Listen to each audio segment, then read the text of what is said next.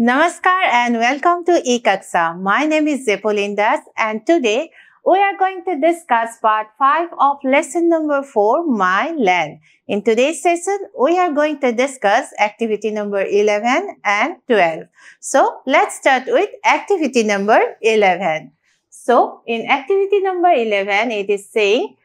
we take pride in our national flag, historical monuments, etc. So,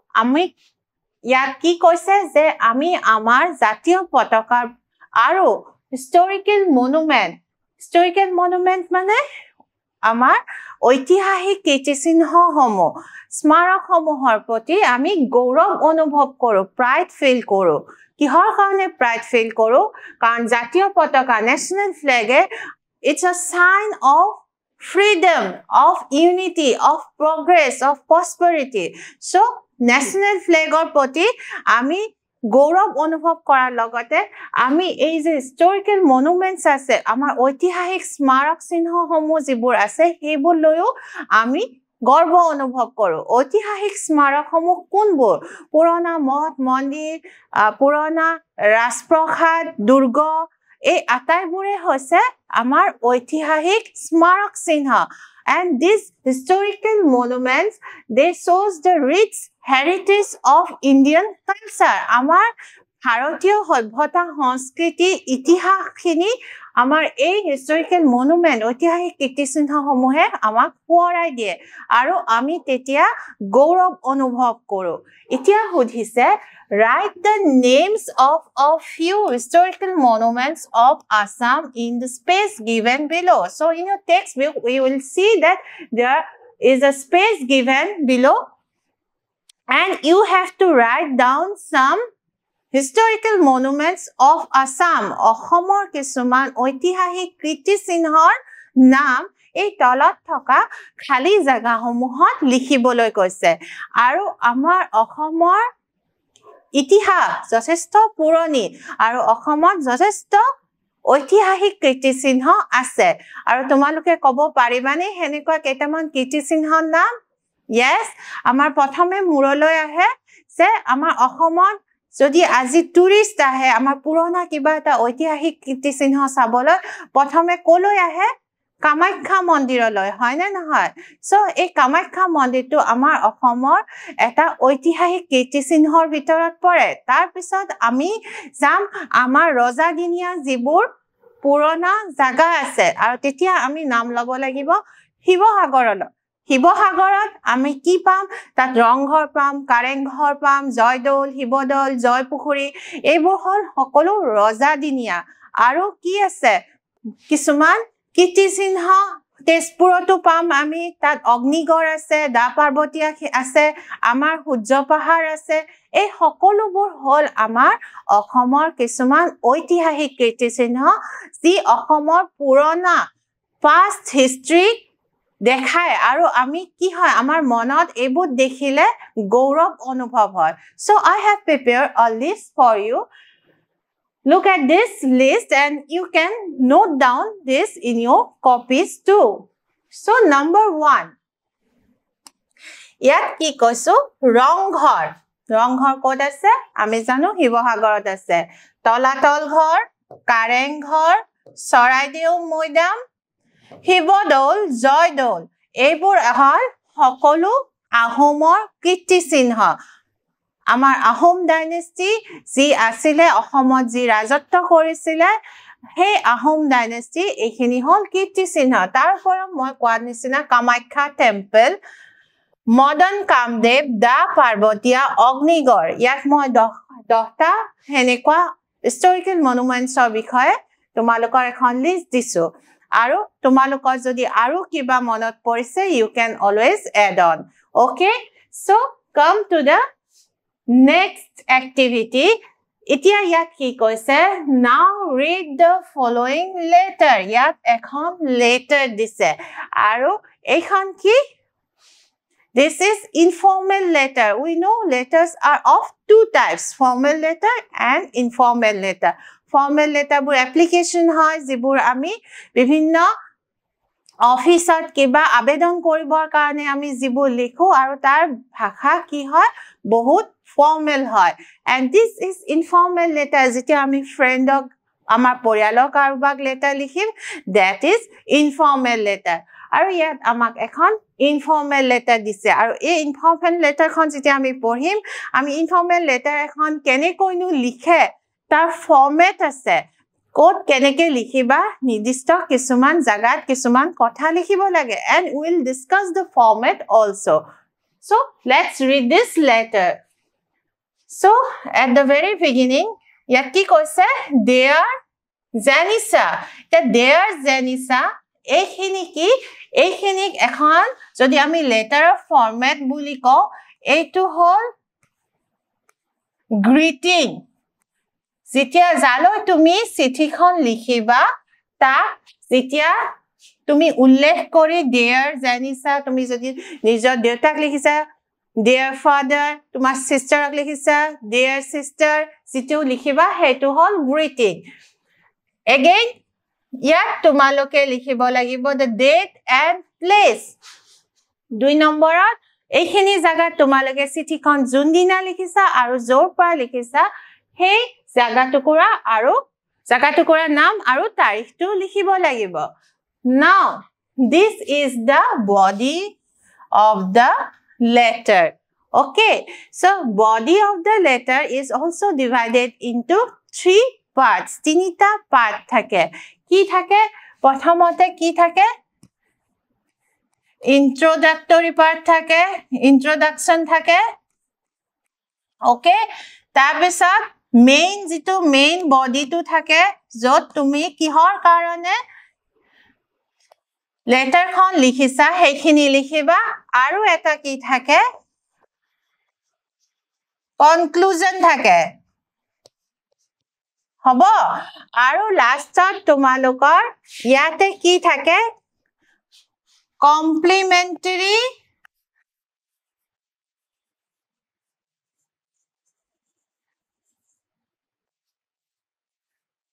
closing এইখিনিত তোমালোকে your loving friend যদি friend হয় friend লিখিবা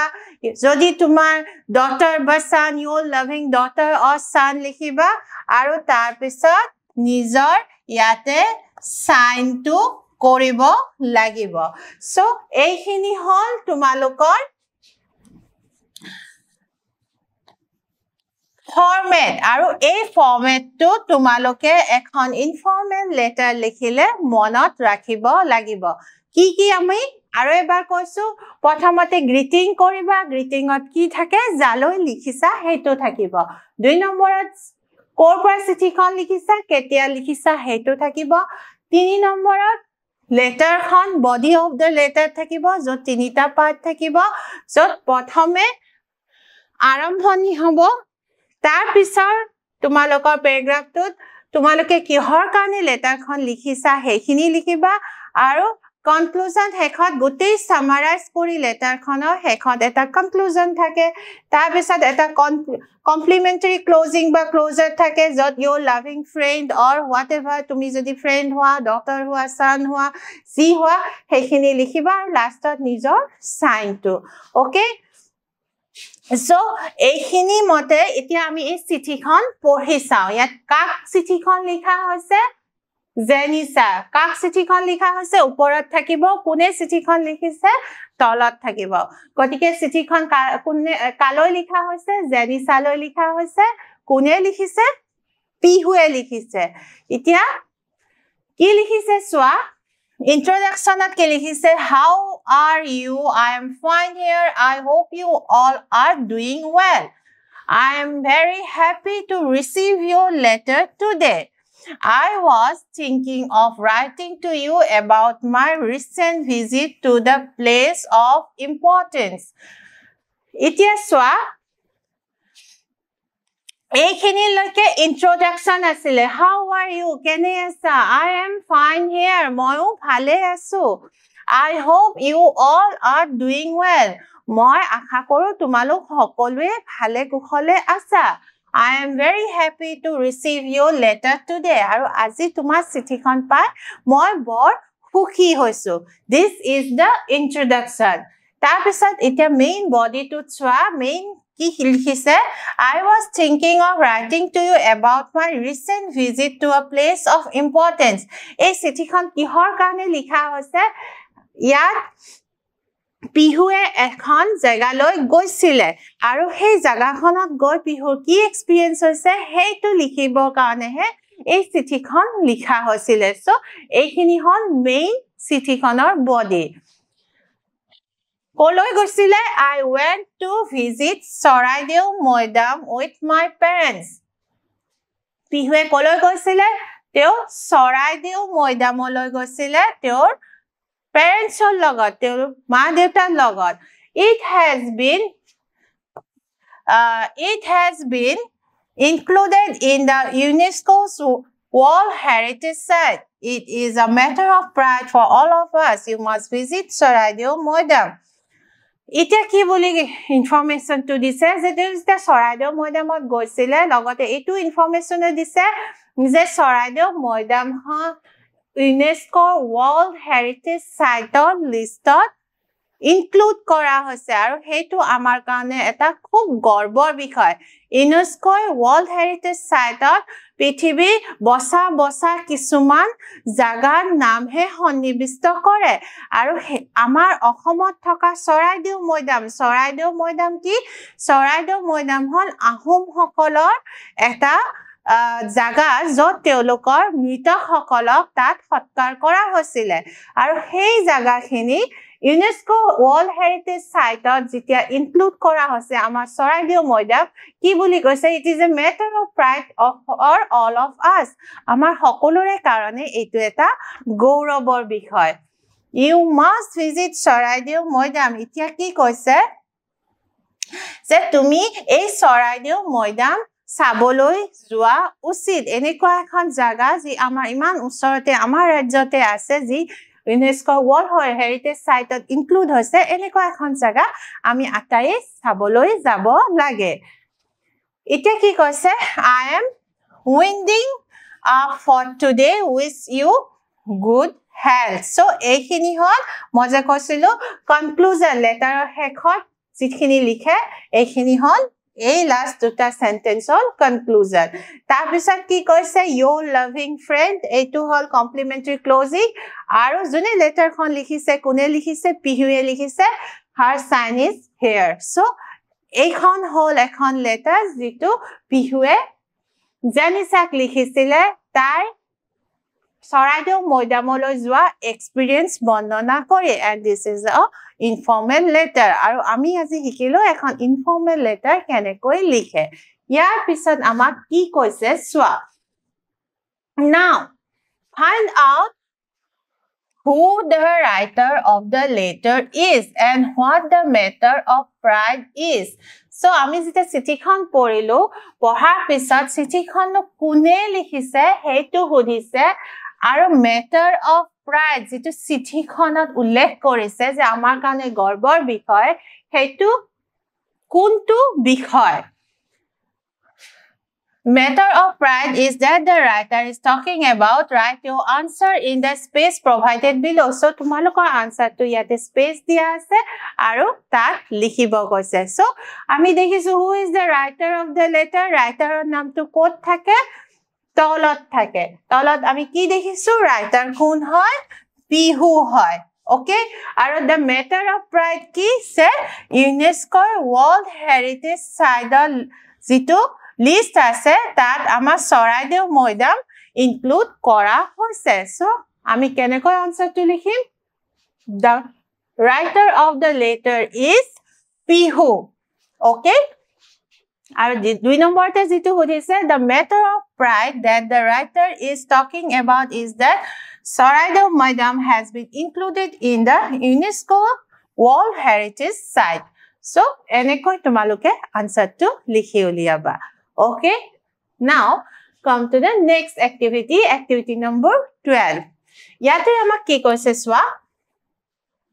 write a letter to your friend telling him or her about your visit to a place. So, itia tumalukok ekhon letter likhibo koise, tumakak likhibo koise, tumalukor friend olo likhibo koise. That means you are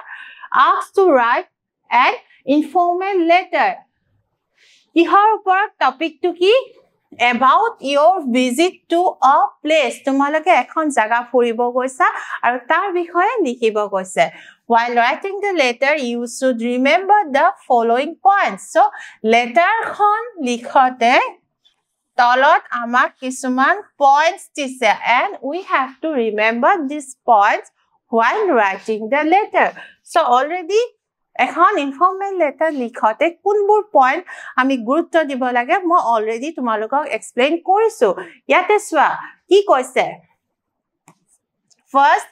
write the name of the person to whom you are writing the letter প্ৰথমে আমি greeting কৰিব লাগিব আৰু greeting কৰতে সেই মানুহজনৰ ব্যক্তিজনৰ নাম লিখিব লাগিব যালৈ আমি চিঠিখন লিখি আছো হয়নে Mention the date. ইয়াৰ পিছত আমি কি কৰিব লাগিব আমি দেখিছিলো সাইডত আমি ডেট আৰু প্লেস লিখিছিলো সো আমি কোন তাৰিখে চিঠিখন লিখিছো হেতু মেনশন কৰিব লাগিব then begin the letter by greeting the person so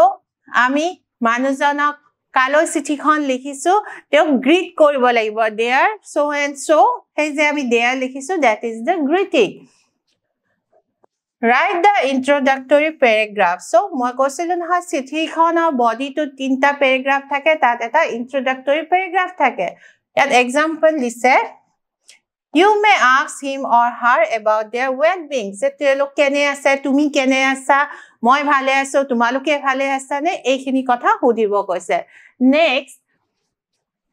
In the body of the letter include information about other details you want to convey. So, kihor karone tumi chiঠিখন likhisa that you also have to write it down. And in the main part, it contains the information and other details you want to convey. So, the informations that you want to convey, jibu information tumi dibo khujisa chiঠিখন likhar mool uddeshyo to eikinite ami likhibo lagibo. Next one Conclusion. In the conclusion, write the summary of the letter and a concluding statement. So, মই কৈছিলো letter তিনিটা paragraph থাকে প্ৰথমতে introduction মাজৰ পাৰ্টত তোমালোকে কিহৰ কাৰণে উদ্দেশ্যৰে চিঠিখন লিখিছা and the conclusion is the third part. So, তোমালোকে summary of the letter লিখিব লাগিব আৰু concluding statement লিখিব লাগিব. Then sign of the letter by greeting your friend. So, last time ami your loving son or daughter or friend jitu likho, hey to greeting ami kori letter khon hamoribo lagibo, sign off koribo lagibo. And finally, put your signature below the greeting. So, greeting or tolot tumalokor june letter khon likhise tar signature to dibo lagibo. So, these are the important points that we have to remember while writing a letter, informal letter. Okay? So, now, moi ya tumalokok ekhon chithir example di disu. Kintu ei chiঠিখন তোমালোকে নিজে লিখিবলৈ try কৰিবা. তা মই কি লিখিছো let's read this letter. So, as we have got the instruction প্ৰথমতে আমি কি কৰিছো আমি greeting কৰিছো আৰু জালৰ চিঠিখন লিখিছো তেওঁৰ নামটো দিছো so there are now এয়া আমি greeting কৰিছো আমি date আৰু place দিছো তাৰপিছত এয়া দেখিছানে তিনিটা পাৰ্টত মই